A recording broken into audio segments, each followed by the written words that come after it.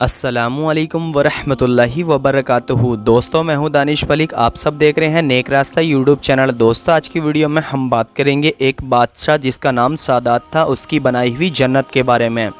تو دوستو ویڈیو شروع کرنے سے پہلے آپ سے میری درخواست ہے، ہمارے چینل پر نئے آئے ہیں تو چینل کو سبسکرائب کریں اور ویڈیو پسند آنے پر اس ویڈیو کو دل سے لائک کر کے زیادہ سے زیادہ شیئر کریں۔ تو چلیے دوستو ویڈیو شروع کرتے ہیں۔ دوستو سادات شروع سے ہی کوئی امیر باپ کا بیٹا نہیں تھا، بلکہ وہ ایک یتیم تھا جس کو راہ چلتے مسافر میاں بی بی اٹھا کر اپنے گھر لے گئے اور اس کو اپنی اولاد کا درجہ دیا۔ اللہ نے ایک بار حضرت اسرائیل سے سوال کیا، اے اسرائیل، تجھے کبھی تکلیف محسوس ہوئی روح نکالتے ہوئے کسی شخص کی؟ اسرائیل بولے، مجھے 2 مرتبہ بہت تکلیف محسوس ہوئی روح قبض کرنے میں، لیکن میری مجبوری تھی روح قبض کرنا۔ سادات کی ماں چل بسی تھی جب سادات پیدا ہوا تھا۔ سادات کا کوئی ساتھی یا پالنے والا نہیں تھا۔ اس وقت اللہ کے سوا اور اس کو 2 میاں بی بی اپنے ساتھ گھر لے گئے اور اس کو اپنی اولاد کا درجہ دیا۔ سادات بچپن سے ہی ایک ہوشیار اور بڑا ہی چالاک بچہ تھا اور اس کے ماں باپوں کو اس پر بڑا فخر تھا۔ ایک بار جب بادشاہ کی سواری راستے سے جا رہی تھی تو بادشاہ اپنی دولت لوگوں میں پھینکتا ہوا جا رہا تھا۔ راستے میں جب بادشاہ نے سرما پھینکا تو لوگوں نے سوچا کہ اس سرمے کو سادات کے اوپر استعمال کر کے دیکھتے ہیں۔ جب وہ سرما سادات کے اوپر استعمال کیا گیا تو سادات کی آنکھیں اور روشن ہو گئیں اور اس کو زمین میں چھپا خزانہ ظاہر ہو گیا اور اس نے نابینا ہونے کا ناٹک کیا اور بادشاہ سے ان لوگوں کی شکایت کی جنہوں نے اس کی آنکھوں میں سرما لگایا تھا۔ بعد میں وہ سارا کڑا ہوا خزانہ نکال لیتا ہے اور پھر وہ ایک امیر بادشاہ بن جاتا ہے۔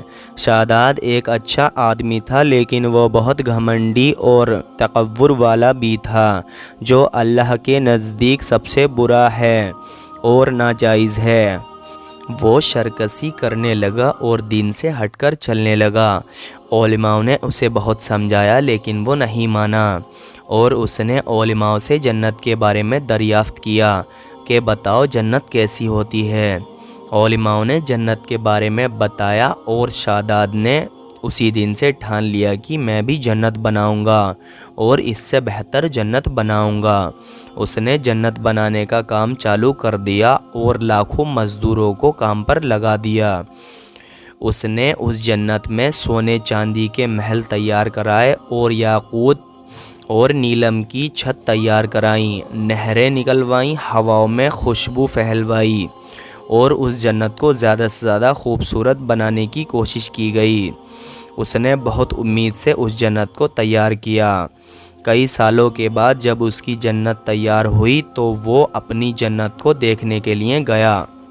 جیسے ہی وہ اپنی تیار کرائی ہوئی جنت کے گیٹ کے پاس پہنچتا ہے، وہ اپنے پیر نیچے رکھنے ہی والا ہوتا ہے کہ ایک شخص اس کو اپنی بنائی ہوئی جنت کے گیٹ کے پاس دکھائی دیتا ہے۔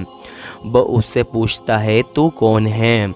وہ کہتا ہے، میں اسرائیل موت کا فرشتہ ہوں اور اللہ کا حکم ہے کہ میں تیری جان نکالوں۔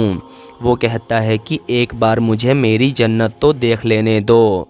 حضرت اسرائیل کہتے ہیں کہ اللہ کا حکم نہیں ہے اور وہ سادات کی جان کھینچ کر لے جاتے ہیں اور ایک آواز مارتے ہیں جس سے ساری کی ساری جنت زمین میں مل جاتی ہے۔ حضرت اسرائیل اللہ کی بارگاہ الہی میں پیش ہوئے اور عرض کرنے لگے کہ اے اللہ، مجھے ایک بار تب تکلیف ہوئی جب ایک حالیمہ عورت ایک بچے کو جنم دینے والی تھی اور اللہ آپ کا حکم تھا اس ماں کی روح کو قبض کرنے کا۔ وہ بیچارہ نیا بچہ تنہا اکیلا وہیں رہ گیا۔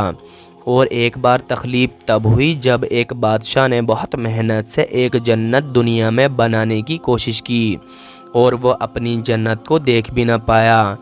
کتنے ارمان سے اس نے اس جنت کو بنایا ہوگا اور کتنا ارمان ہوگا اس کو اپنی جنت کو دیکھنے کا۔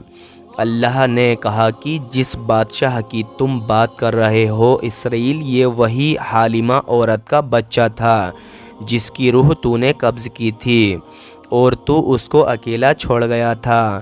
بے شک اللہ تکبر اور سرکشی کرنے والوں کو پسند نہیں فرماتا۔ اس واقعے سے ہمیں پتہ چلتا ہے کہ ہمیں تکبر نہیں کرنا چاہیے۔